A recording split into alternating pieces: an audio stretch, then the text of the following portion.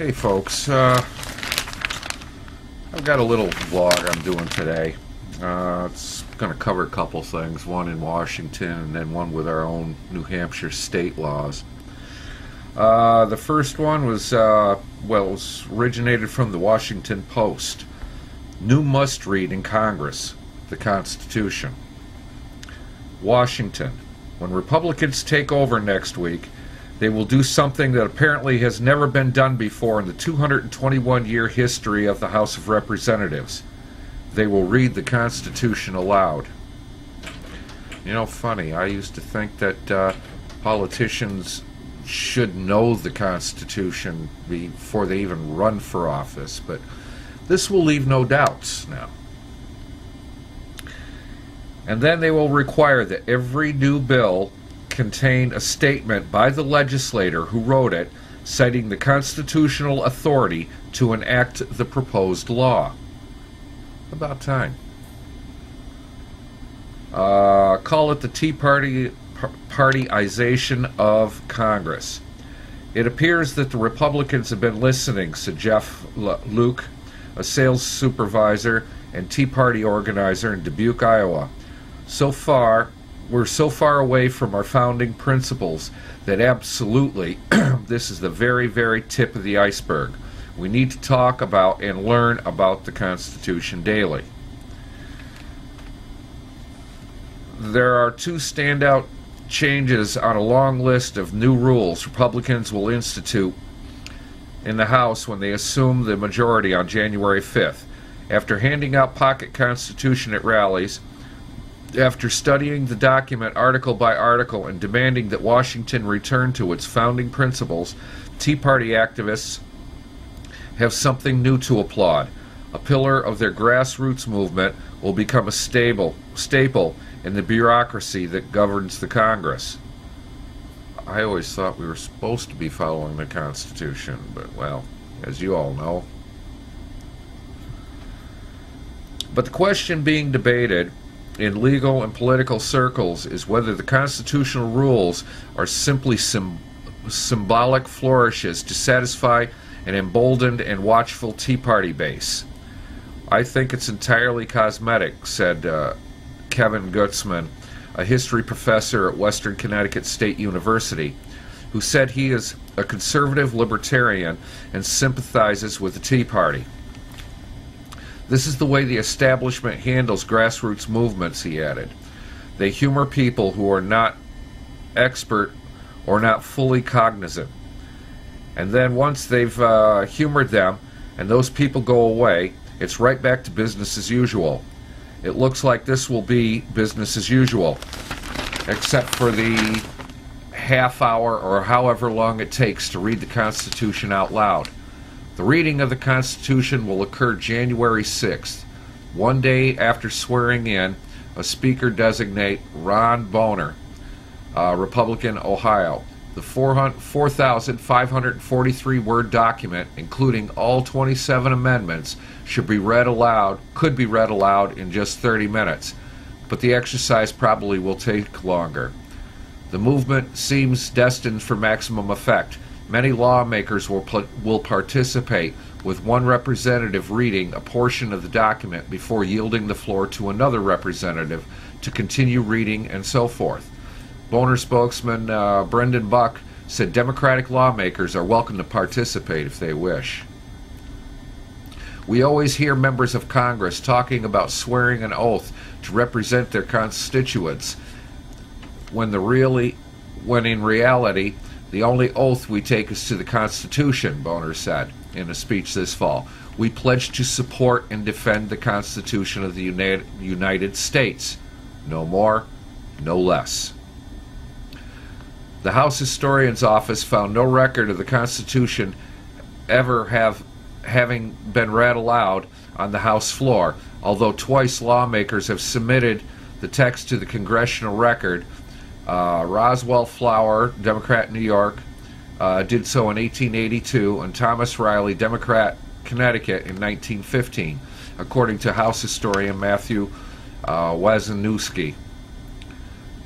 The historic nature of next week's reading came as a surprise to some Tea Party leaders.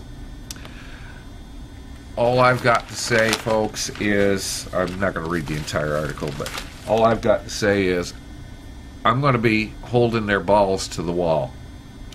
They've made this oath. They've taken the oath. They're going to read it aloud, so there's no excuses. I personally am going to hold them accountable. Now let's get on another subject here. What I'm going to read you right now is just a small segment of the New Hampshire state constitution.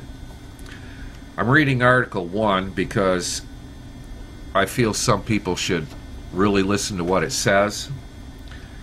And Article 2 will lead into what I'm going to be going into. Article 1, Equality of Men. All men are born equally free and independent. Therefore, all government of right originates from the people, is founded in consent, and instituted for the general good. Article 2. All men have certain natural, essential, and inherent rights, among which are the enjoying and defending life and liberty, acquiring, possessing, and protecting property, and, in a word, of seeking and obtaining happiness. Equality of rights under the law shall not be denied or abridged by this state on account of race, creed, color, sex, or national origin. Article 2A, the bearing of arms. All persons have the right to keep and bear arms in defense of themselves, their families, their properties, and the state. That was amended in December 1st of 1982.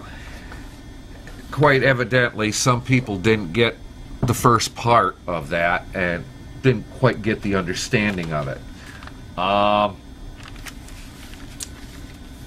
The first article I'm going to read is from the Union Leader.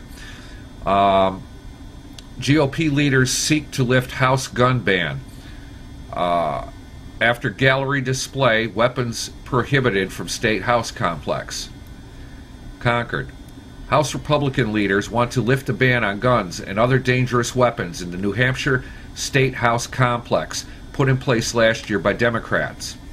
House Speaker William O'Brien raised the issue Wednesday at a meeting of the Joint Legislative Facilities Committee, which is in charge of the State House facilities. Last year, the same legislative committee, led by Democrats, reinstated a ban on weapons that had been in place from 1996 to 2006. The committee, now with Republicans in charge, plan to bring up the proposal to lift the ban next Tuesday. Mr. O'Brien, Republican, Mount Vernon, said he wants to reverse the ban, and proposed discussing it Wednesday. But Senate President Peter Bragdon said one of his objections to the ban last year was that Democrats imposed it without enough notice to the public that it was being considered. People who wanted to testify on reversing the ban should be given notice to appear next week. At Bragdon's suggestion, the committee recessed without discussing the measure.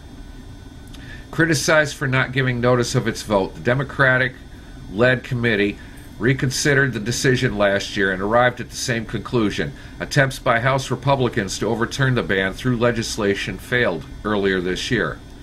Weapons at the State House became a concern when people with guns stood and shouted at lawmakers from the House gallery during the debate and votes on a resolution to reaffirm the state's freedom from interference by the federal government, except in areas where the U.S. Constitution gives it powers.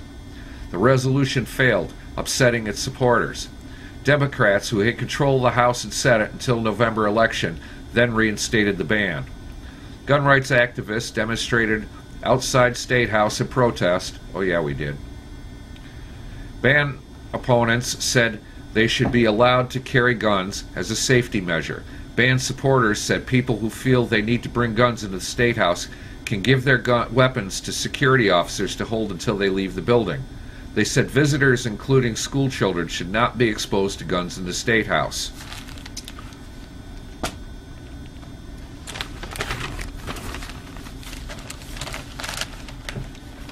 As of January 1st, next year,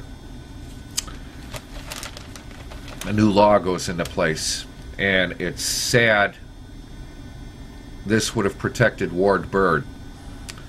As of January 1st, New Hampshire law, display of gun is no crime.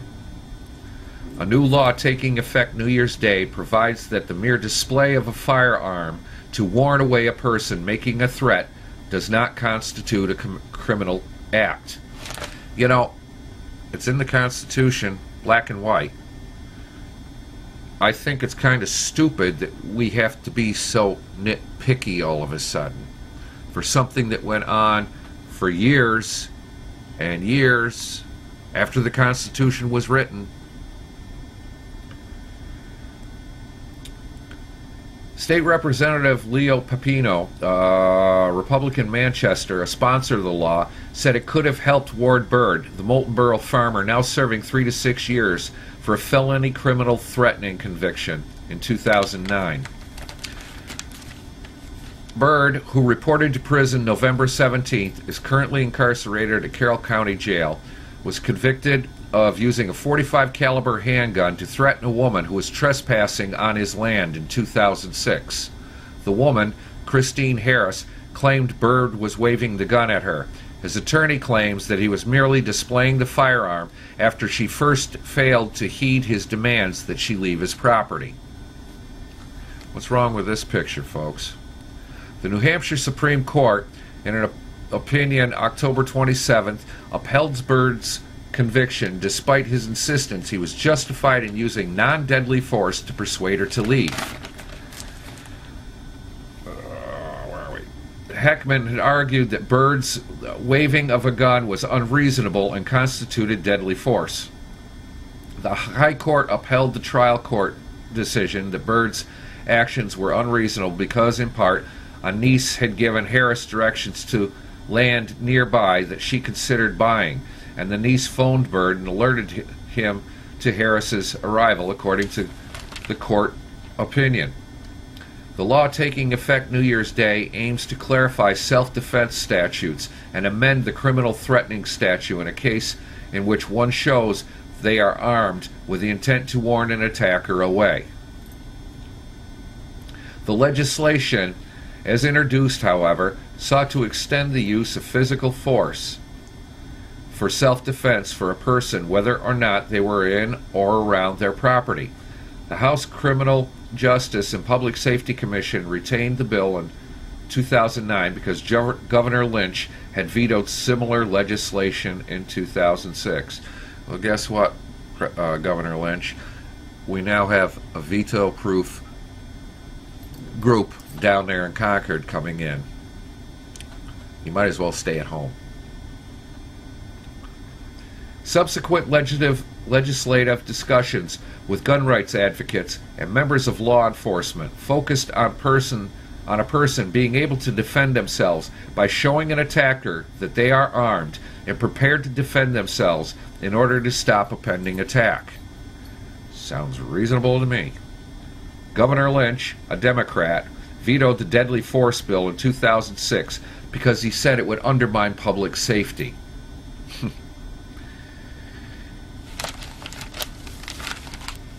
At least our state's heading in the right direction. It's sad that we have to be so picky and precise about things that people, so that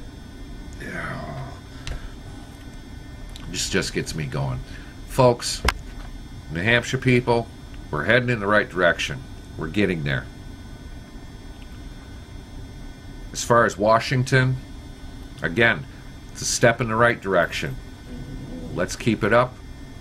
Everybody, hold your congressmen and senators' balls to the wall. Make them accountable for what they're doing. Let them know if they're stepping out of line. Let them know if they're doing right. all I got for now, folks. I just want to say peace and keep up the fight.